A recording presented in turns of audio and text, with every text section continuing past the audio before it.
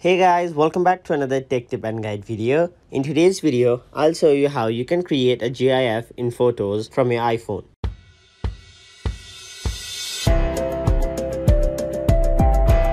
So first of all, go to your shortcuts app, tap on new shortcut, then tap on the plus icon on the top right corner of the screen, and then tap on add action, then tap on the three dots on the top right corner of the screen, and then tap on show in share sheet and set the shortcut name to GIF. Tap done.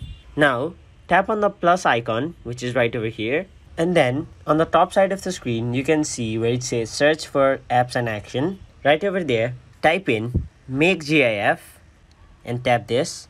Now again tap the plus icon and again type in save to photo album and tap done. Now tap on GIF and a tick should appear. Now go to your photos and let's say I'll select these three. Now tap on the option which is on the bottom left corner of the screen. Scroll down and there you can see an option named GIF. Tap on it and now it will create a GIF. So let me show you. So this is the GIF that it created. So that is how you can create a GIF in photos from your iPhone.